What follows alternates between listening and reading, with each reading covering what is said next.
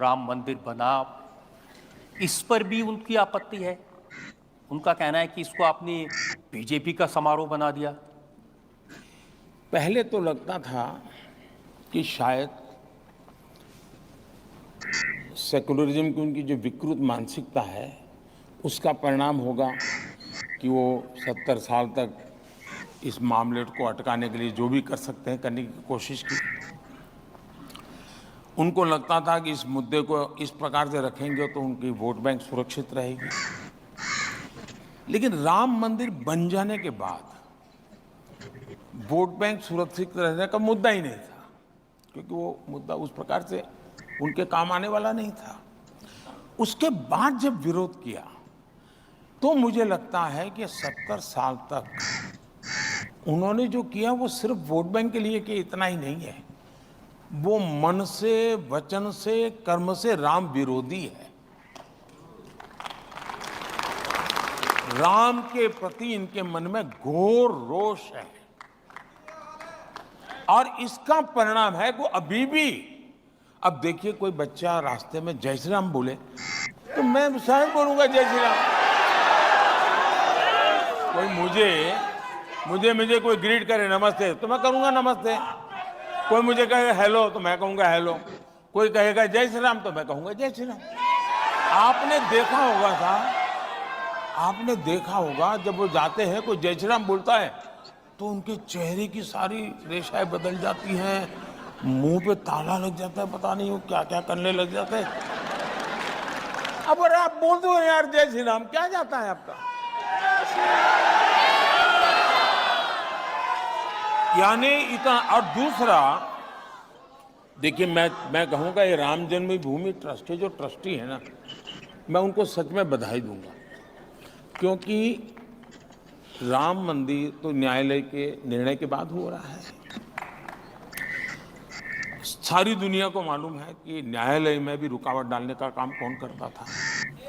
19 में तो यहां तक कह दिया था कि जजमेंट अभी मत लाओ वरना बीजेपी को फायदा होगा। न्यायालय में कहा गया, कांग्रेस की तरफ से कहा गया था। चलिए ये सब तो छोड़े, अब न्यायालय इसके बावजूद भी ये राम जन्मभूमि ट्रस्ट के लोग उनके घर गए और जाकर के सम्मान पूर्वक निमंत्रण दिया कि भाई जो हो गया होगा, भूल जाओ, आइए आप भी आइए। जैसे वो उनके यहाँ गए वैसे ही जो 2-2, 3-3 पीढ़ी से अदालत में लड़ाई लड़ रहे थे अंसारी परिवार, उनके बेटे इकबाल अंसारी जो भी अदालत में राम जन्मभूमि के खिलाफ केस लड़ रहे थे, बाबरी मस्जिद के लिए लड़ाई लड़ रहे थे, उनको भी निमंत्रण दिया कि भाई चलिए अब तो न्याय का निर्णय हो चुका है न्यायालय का, आप आइए, आप देखिए साहब निर्णय देश करे।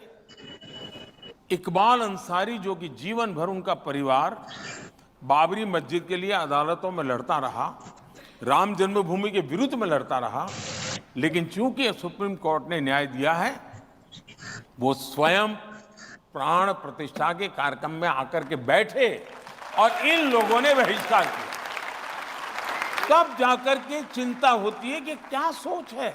इतना ही नहीं, मुझे बाद में अभी पता चला कि श्रीमान इकबाल अंसारी वो कोई अमीर व्यक्ति में सामान्य परिवार के व्यक्ति थे।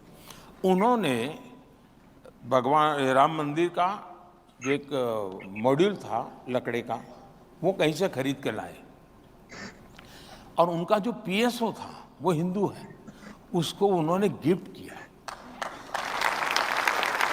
इकबाल अंसारी ने गिफ्ट किया उनको। इसका मतलब ये हुआ कि वो उनको लगता था कि ये मेरा हक है इसलिए मैं लड़ता हूं, लेकिन न्यायालय ने एक बार निर्णय किया, उसको उन्होंने सिर आंखों पर चढ़ाया। तो इकबाल अंसारी को मत सेकुलरिज्म सही है कि इनका सेकुलरिज्म सही है, ये चिंता का विषय है देश के लिए। इसीलिए आजकल आपको सांप्रदायिक, कम्युनल, हिंदू मुसलमान करने वाला कह रहे हैं। ऐसा है कि या तो किसी ने नई डिक्शनरी लिखनी पड़ेगी, क्योंकि सारी डिक्शनरी खाली हो गई। मुझे गाली देते देते सारी डिक्शनरी के शब्द प्रयोग खाली हो गए। अब उनके पास कोई गालियां ही नहीं बची हैं, तो घूम फिर करके वो हिंदू मुसलमान बोले बिना उनकी वोट बैंक को वो जगा नहीं सकते, क्योंकि काम तो किया नहीं। 60 साल तक किसी मुसलमान बच्चे को पढ़ाया होता, उसको कोई अच्छा रहने के लिए घर दिया होता, उसको टॉयलेट दिया होता, उसके घर में बिजली दी होती, बच्चों की अच्छी, वो तो किया नहीं। तो उनको डराओ, मार देंगे, ये आएंगे तो काट देंगे, ये मोदी है। अब फिर उसमें योगी जोड़ दिया।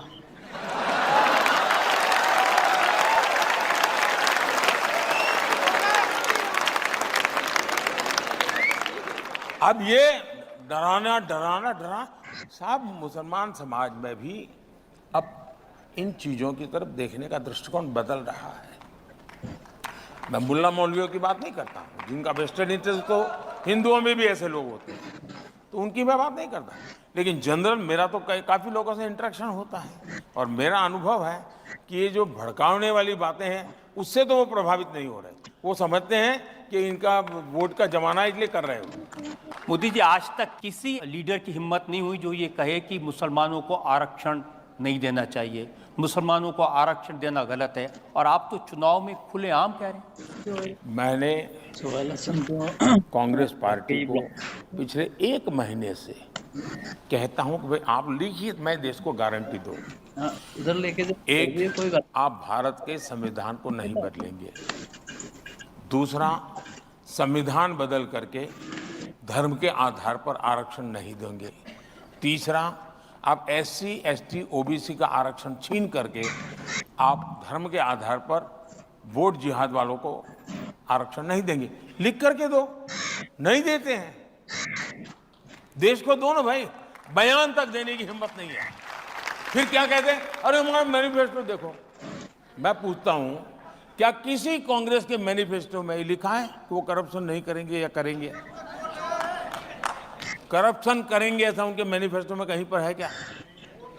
कांग्रेस के पिछले 50-60 साल के मैनिफेस्टो देख लो, एक भी मैनिफेस्टो में उन्होंने करप्शन का कार्यक्रम लिखा है क्या? जरा बताइए ना, करप्शन करते हैं कि नहीं करते हैं? अब मैं पूछूंगा करप्शन क्यों करते हैं, वो कहेंगे मेरा मैनिफेस्टो देखो कहीं लिखा है क्या? अरे ऐसे थोड़ा होता है जी। और आप देख लीजिए डॉक्टर मनमोहन सिंह जी का बयान देख लीजिए, ये शहजादे का बयान देख लीजिए। उनके मैनिफेस्टो में ये कहते हैं कि अब ठेके